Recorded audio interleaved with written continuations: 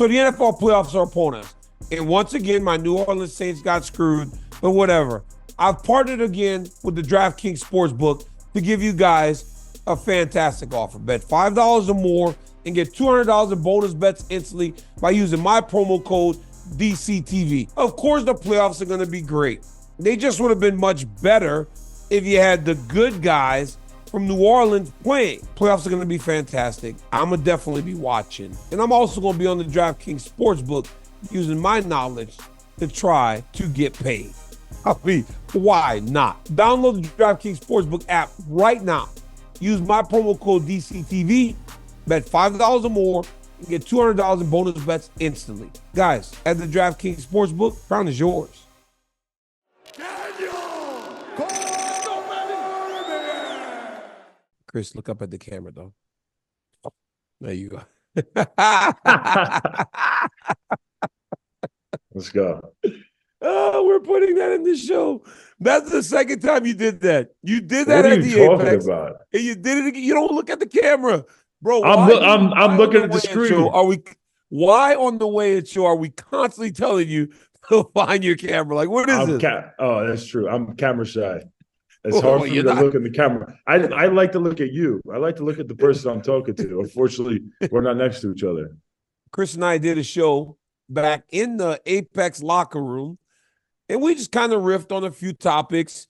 Chris made no friends with Ian Gary. Ian Gary and I are still cool because I was defending him. But we found a lot of success, and we enjoy doing it. And Weidman is one of my favorite guys to talk to on camera. I'm constantly in the smackdown on you on the weigh-in show. I mean, you get beat up by me constantly. I always have the belt. The reason why they bring me on the weigh-in show is to keep you humble. Because I put you in your place 100%. That's what I get from the fans. That's what I get from the producers. They're like, listen, DC's a bully when he's on set. Better than everybody on the weigh-in show. But you come in and you put him in place. And there's been a couple times like I got you so pissed off. You got pretty personal with me on the weigh-in show. Oh my God, bro! When you shocked me with that thing, was that not the craziest thing? I didn't even think you knew I shot you. That was me. That was all me. Mad at him.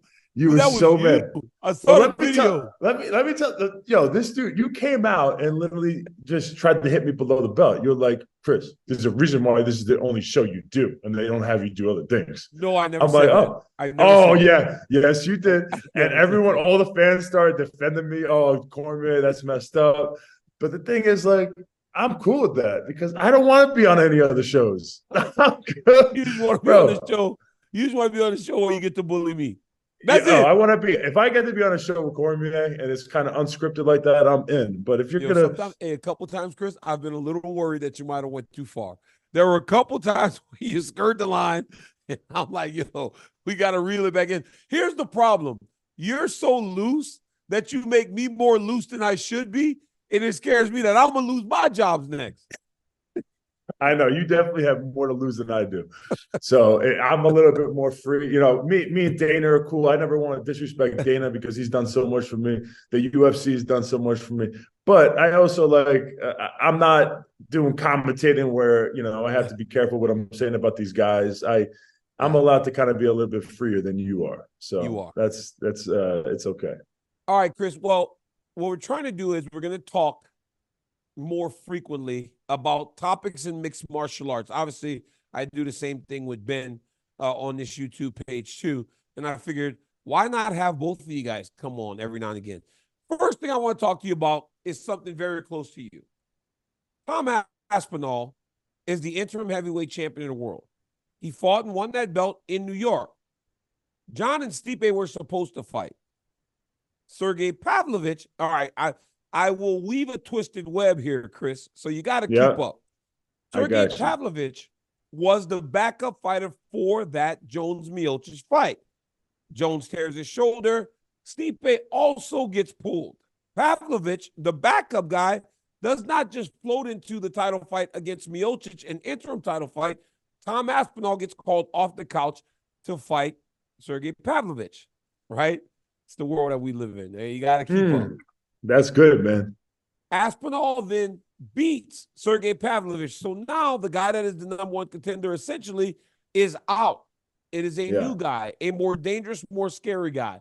But at the end of the fight, Aspinall is so overwhelmed and he is so gracious. He forgets about the two dudes that are fighting for the undisputed championship, which is universally panned. Everybody thought he missed an opportunity by being so gracious. He should have called those guys out. He did now. He went at Stipe a couple weeks ago, telling him he needed to fight him if Jones is going to be on the shelf. Stipe kind of no-sold it, like, it is what it is. I'm waiting for Jon Jones. Now he's talking about Jon Jones, and Jon Jones says to him, hey, my Stipe fight was booked well before yours came about. You weren't even the backup fighter, Tom. Trust me. You're the one who's coming around here with the inflated ego and your entitlement. It's two long-time standing champions are all on the same page. Jones seemed to have put him in his place, Chris. What do you make of that? What do you make of that statement by the long-reigning champion, Jon Jones? And what do you make of Tom Aspinall finally seeming to get the memo that the squeaky wheel does get the oil? A couple things go through my head. One, I don't know this. If you're the interim champion, do you get a percentage of pay-per-views on all bouts moving forward as you're defending your interim belt? So here's the thing, Chris. I don't think you get to defend the interim belt. Yes, you do. Who's it? Hey, listen, man. I know you're in the sport a little bit more than me, but man, I got a great memory. I'm known for like my memory. Renan Barão, when Dominic Cruz was on the shelf for a long time, I think he defended his interim belt once or twice before there was unification.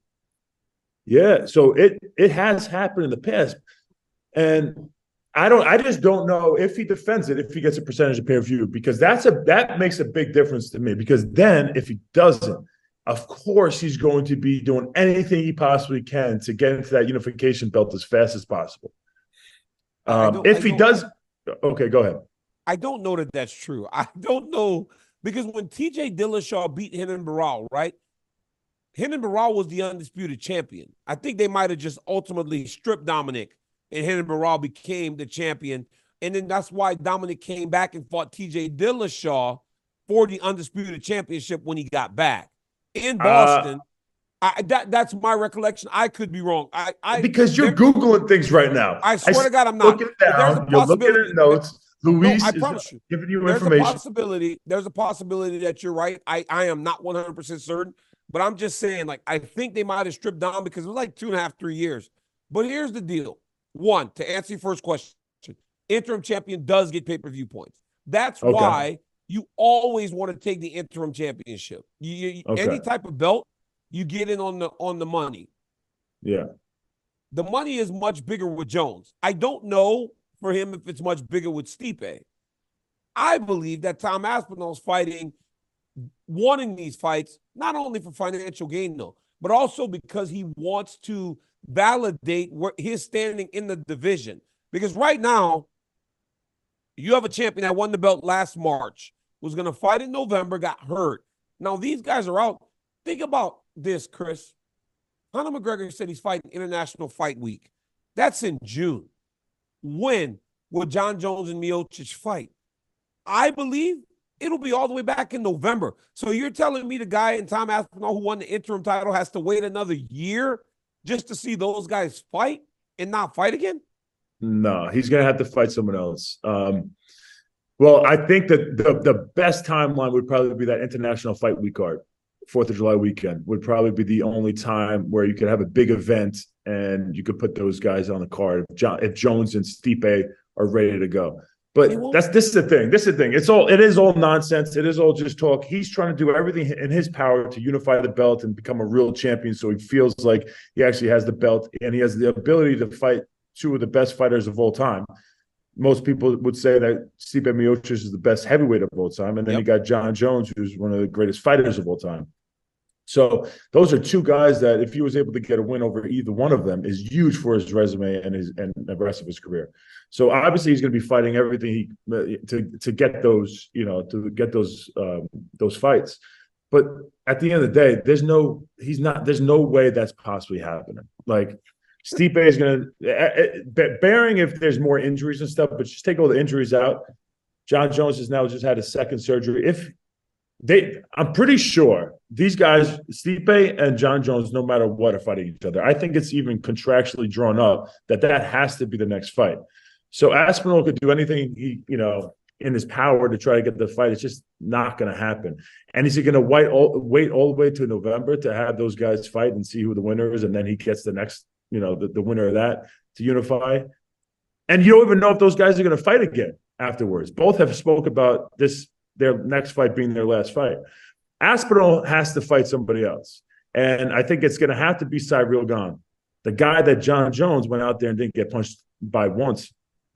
So Aspinall's going to have to really, go out there and prove himself and defend his interim belt and kind of wait until Jon Jones and Stipe fight. And then we'll see what happens with the belt then. So you know what I love about this? Oh, you're getting good at this. You're getting good at this because you know something in that contract that says those two are fighting each other because you have a lot of connective tissue with Stipe Miocic. So you're getting good at saying things without actually saying things. I'm taking note of you right now. But also, you said international fight would be a big. There's no way Conor McGregor and Michael Chandler fight on the same fight card as Jon Jones and Stipe Miocic. I don't know if there's enough money to go around for all four of those guys to be getting pay-per-view because Michael Chandler has to be getting some sort of pay-per-view to be waiting as long as he's waited for Conor McGregor in order to fight him. So there's no way that those guys fight each other. You know what's also a very interesting point that you made? You said he needs to fight Ciryl Gane, right? Do you recall Ciryl Gane when Tom Aspinall fought in Paris, France? No, sorry. Tom Aspinall fought, and then he went to Paris. Ciryl Gane fought Tai Tuivasa, first fight in France. Crowd's going crazy, massive moment. Ciryl Gane is back in the win column, and Tom Aspinall makes it a point to be in the front row because he wants his moment. He wants his chance to stand in the octagon and make a moment to build his next fight. Ciryl Gane no-sells him, bro. He doesn't acknowledge him. He doesn't let him in the ring to build the next fight. He acts as if he's not there. Is it wrong for Tom Aspinall to do the same thing to him? Because now Tom Aspinall's on the A side. He went from being the B side, where Ciryl Gane was the big name. You needed Ciryl Gane as the former interim champion, as the guy that fought for the undisputed title against Jones to help to elevate you, and he no-sold you. Is it wrong for Tom Aspinall now to go, fuck this dude? I'm not fighting him. Right? Like, is it wrong? I do it. If it's me, I would do it. I'm being petty. But who else is there? Who would he fight? Is he just going to wait? I mean, he has to fight somebody. Who? Jailton Almeida are one of them dudes. I'm fighting Jailton Almeida, especially after Jailton Almeida fought Derek Lewis the way that he did, and he couldn't finish him when he kept taking him down. I was fighting Jailton. If that was me, I'm fighting one of those dudes. But there's no money. There's no money in that. I'll tell you, both Gane has a big name now, and so does Aspinall. I think that has to be the fight to make. I don't think he can run away from that fight. It's a very tough fight for both those guys. I got to say, on skill-wise, if you look at that fight on paper, man, that might be the most skilled heavyweight fight we've seen maybe ever. Those guys are both super athletic. They both move like cats. I'm going to say Aspinall has the upper hand when it comes to jiu-jitsu, and especially after you're watching Ciryl Gane and Jon Jones fight, you're going to think, all right, he's got to get to the floor. But was that crazy to you? That was crazy. That crazy to you? That was crazy. Jones has done that to all of us too, where he gets you in that front headlock. And I mean, it's tight, but it's not like, it doesn't feel like it's going to choke you out. It's like, I was in that position too, where I was like kind of crunched over. It's tight, but maybe it wasn't as tight to us because we got beat before in wrestling, got caught in headlocks and all kinds of other things. So you felt it, but it didn't feel like he wanted to make me like tap out. But I don't know what happens to Tom Aspinall. I know that I love that he's finally trying to make it a point to get these dudes to fight him. I don't believe it'll happen. And one of those fights that got announced by Dana White for UFC 300 is Arman Tsarukyan, who joins us now, and he is going to get to fight Charles Oliveira. Arman, how you doing, man? Thank you for jumping on the show. I'm doing good. Thank you so much for inviting. Hey, What's up, Arman? before we go forward, I want to talk a little bit about the last fight with Beneil Dariush, but not the last fight with Beneil Dariush, Arman. The buildup, because it seemed as though you guys were more worried about the issues with Bobby Green than the fight with Beneil Dariush, and then you have that type of performance. Was there ever a moment during the week where you thought, maybe I got to lock in on the guy that I'm fighting Saturday, opposed to dealing with Bobby Green? Because it seemed like every day the news was about you two fighting in the hotel lobby. It happened one day, and I left that day, and I didn't think about that moment because I was focused on my fight, and because I was in that position, and go forward or go home, So that fight was so important for me. That's why I was focused, and I won that fight. And after fight, I was happy, and especially Bobby Green lost like that, and I was super extra happy. I was gonna say that. What did you feel about him getting, like, him losing in the way that he lost? Like what did you think of that? I was in leg room. I was warming up, and when I saw that, I was super happy. And when I walked to arena, I was super happy, and like But not it almost scared I because he won. got beat. It Not a it was little almost worried, I Arman. won. It was like almost I won that fight, And I came to a corner and say, "Thank you so much, brother. I appreciate it for your work." Really? Where did that hate between you guys come from? When did you guys start having beef like that? He was talking shit about one podcast with Schmo, or I don't remember, but yeah. So he was talking shit about me, and that's why I wanted to let him know, like, he can talk shit about us. So we are a little bit different, guys. Arman, so you go into the fight with Beneil Dariush, and for as good as you've looked over the course of your career, that was the best. Did you anticipate that it would happen in that way? Because you got him out of there in the first round. I remember sitting there, and I was thinking to myself, oh my goodness, Arman Tsarukyan's always been good, but he's never been this good. You got him out there in one round. Because I grew up every day, so I'm getting better, and like I'm just turned 27. So when I train, I feel like, oh, last 2 months I couldn't do this. Now I can do this, and like every like single like day, I feel like I'm getting better. And when I'm gonna be like 30 years old or 29 years old, nobody can stop me, Were you surprised that you got this fight with Charles Oliveira? Was this the fight that you were kind of anticipating, or? So when I talked to my manager, I told him the best case scenario is gonna be fight with Charles Oliveira and then fight for the title with Islam. And I wanted a UFC 300, and I got it. So I'm so happy. Wow. I'm so excited to fight in UFC 300, and especially with former champion Charles Oliveira. So it's super excited, and I want to say thank you, UFC, for that opportunity, for me.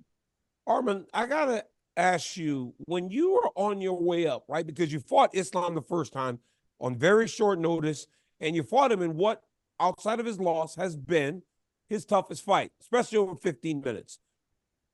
Did you ever get annoyed at how hard it was to break in to those types of fights? Like, is this journey on the time frame that you wanted, or do you believe that you've been ready for these types of fights, the Beneil Dariush's, the Charles Oliveira's, for much longer? Like, you've been ready for this level of competition. This is taking long because for a long time it's been Beneil, Chandler, Poirier, Gaethje, those guys at the top, and they weren't really willing to fight guys like you or Gamrot and all those other guys. Yeah, so I was around in top 15, and they didn't give me someone from top 10 or top 5, and that's why, so I couldn't jump very fast. So I beat like everybody from arm ranking top 15, like a couple top 15 fighters, a couple top 10 fighters, and then I got just Benil. You know, I deserve. Hey, Chris, I think his Yeah, internet might have went out, but I think he yeah. I might don't be in know. Armenia. Hey, I don't know what the internet service like in Armenia. You know what I'm saying? So hopefully he calls Uh, back.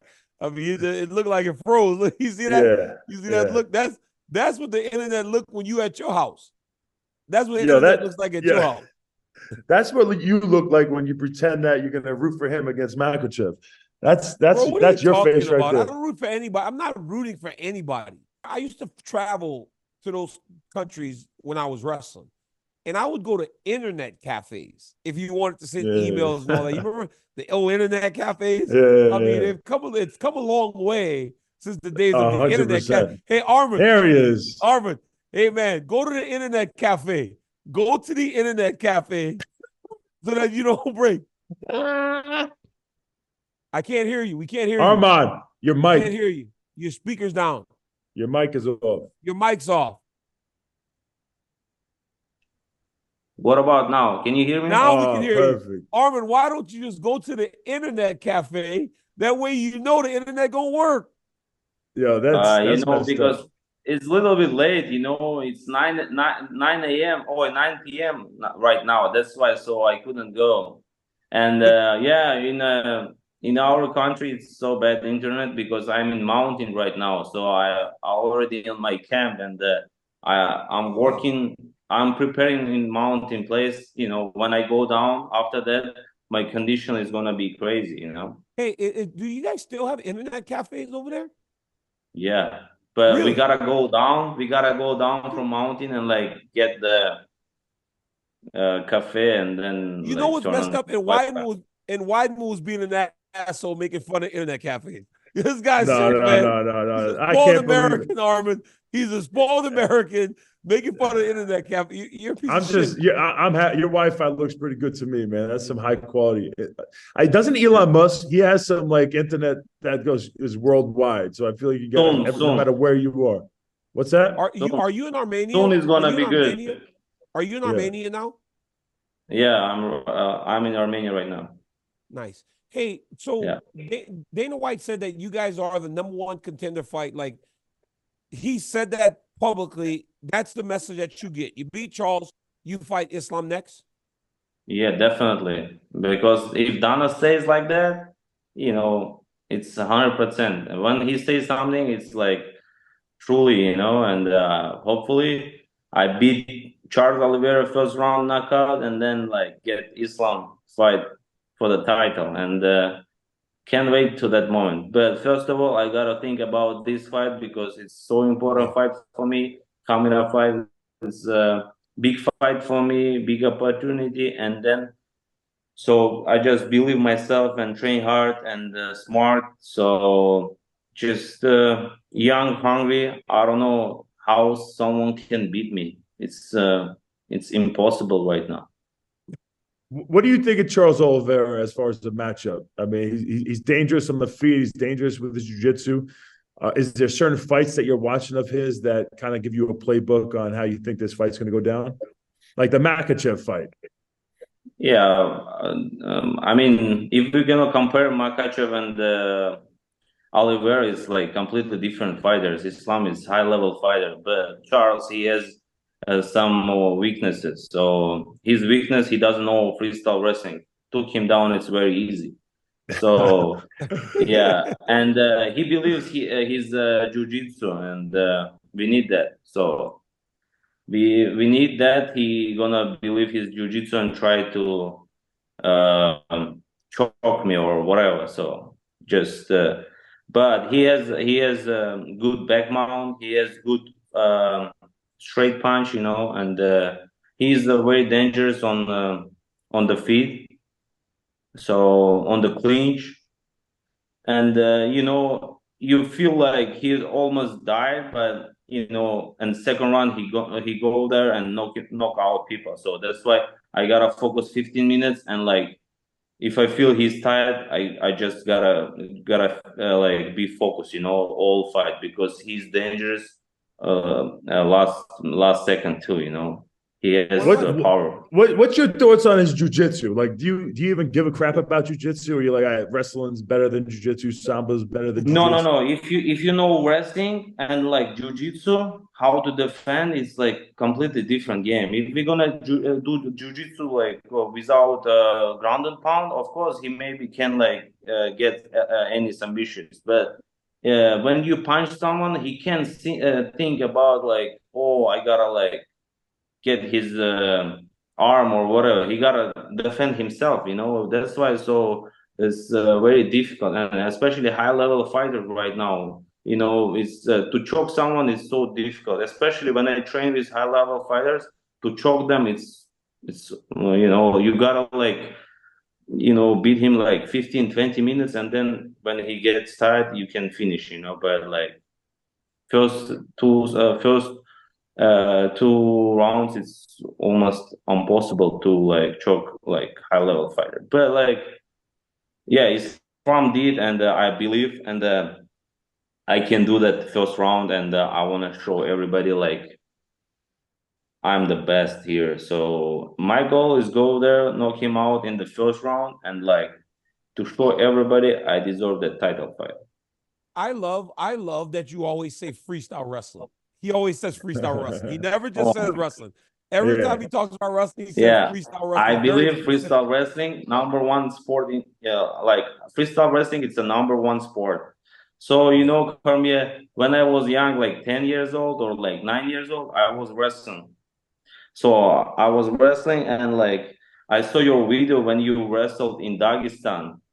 And when you fought, like when you punched the like Dagestan guy, like uppercuts, and I thought this guy gotta be MMA fighter. And like in 3 or 4 years, he turned to MMA, and I said, oh, he's gonna be good fighter. So yeah, that's funny. Arman, before we let you go, Islam said, I was gonna say, when you were listing all these fights, right, and how you wanted the match next, it was everyone but Justin Gaethje. Justin Gaethje would seem to be lost in all this. But then today, Islam said he wants to fight Justin in June, the winner of you and Charles in October, and then he wants to come back again at the beginning of next year. What do you make of that statement from the champion? You know, I think he should wait us, because we are gonna be contender #1, and hopefully they're not gonna book that fight for the summer, and they're gonna wait us, and like after, when I win, I'm gonna fight with Islam, and then we can talk about Gaethje. You think that Islam? So because like... I feel like we are next.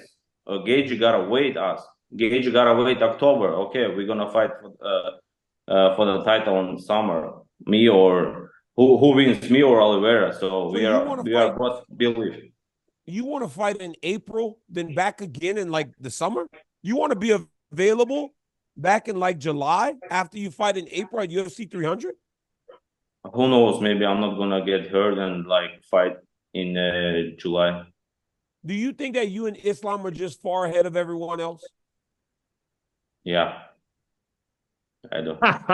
Hey, dude, it's so matter of fact. Arman, last thing, Arman, you're in a gym where, at American Top Team, where there are guys at 155.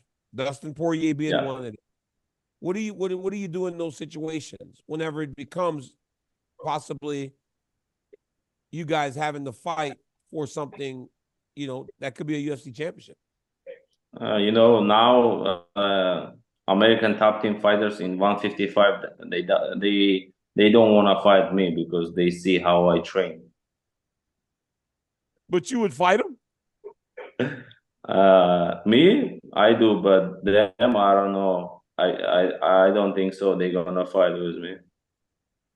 Oh man, I love it. I love this it. Dude is intense, That's awesome. Chris. I love it. Those poor 155ers at American Top Team just looking the other way when Arman comes. No, they're good fighters, but I believe like they don't want to fight with him because I supposed to fight Grant Dawson. I supposed to fight maybe like Poirier. Poirier said no, like that's. And when I was in top 15, my corner accepted that fight, but he pulled out. So, but anyway, right now, like I feel like I'm in different level. So, and they feel like too. They feel that too.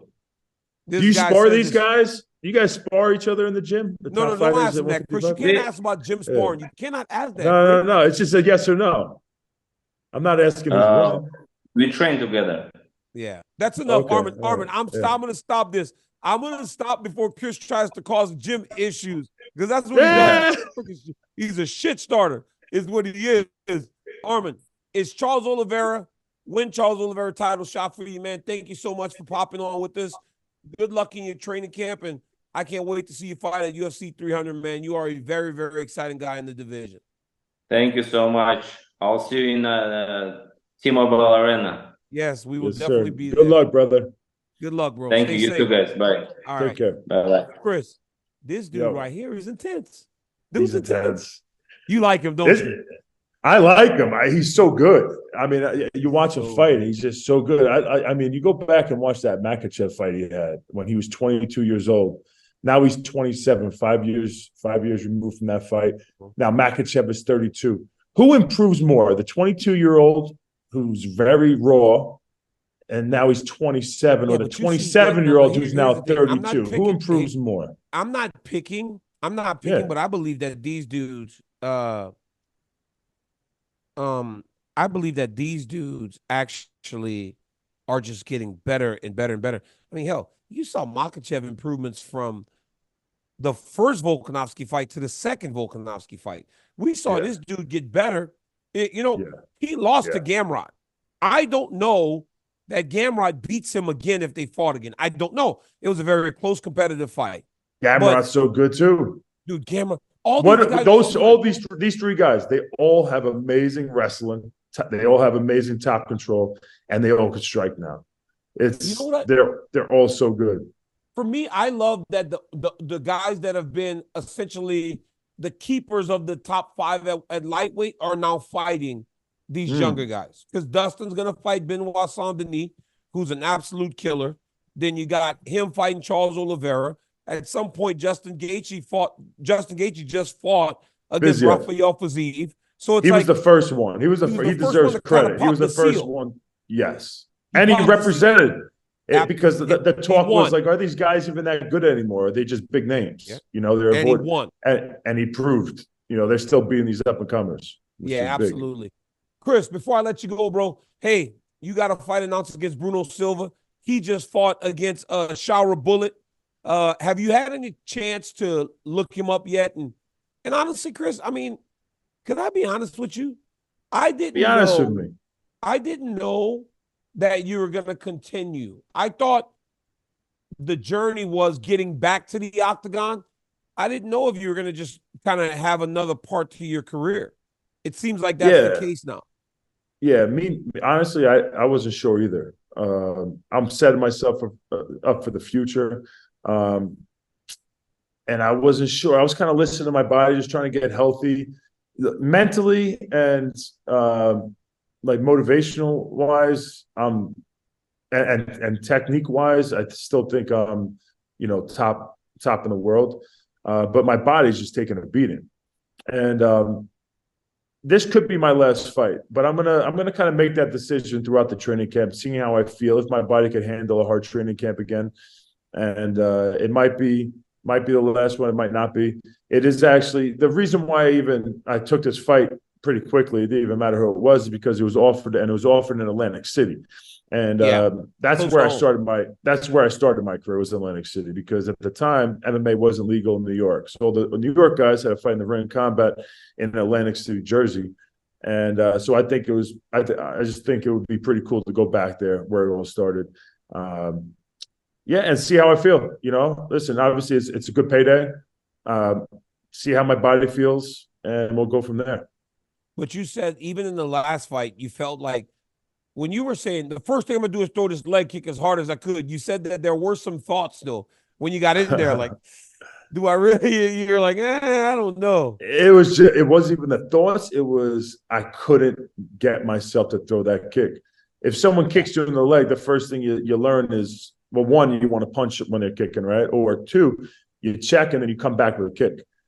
as soon as he kicked me, I want to come back with a kick. I was hesitating. I couldn't do it. I saw his shin there, and I was just like, I hesitated with it, and I kind of don't like. I didn't like that, so I'm really gonna work in this fight camp. Is dealing with leg kicks. Now I know these guys are going to be coming after my legs. That's all they're going to do is try to kick you in the leg. 100%. And going to that fight, I really didn't expect that, which is kind of silly when you look back and hindsight's 2020. But I'll be more prepared for that. And yeah, we'll see. I want to PI right now, getting all your testing done and everything. Yep, I'm out in Vegas right now at Airbnb, and I'm getting all the different testing done, DEXA scans and VO2 max and all that stuff, taking advantage of everything the UFC has to offer to get myself ready to go. Yeah. Chris, thank you, man. I appreciate you getting on. Hey, that boy, Arman is the man. Yeah. We had a great conversation on Tom Aspinall. Yeah. Guys, 2 weeks, and Chris and I will be back together doing this again. Hopefully you guys tap in. Hey, like, subscribe, tell your friend to tell a friend that DC's got a YouTube channel. I got friends like Chris Weidman on. Go like Chris's YouTube channel too and watch. Yeah, subscribe to mine too. I'm gonna start putting some content out there. Try to rival with my boy DC. Yeah, give my boy a like and a follow, Chris, because I'm telling you, Chris, this YouTube, they got money in YouTube. For the volume. Man, let's go. Guys, until next time. Peace.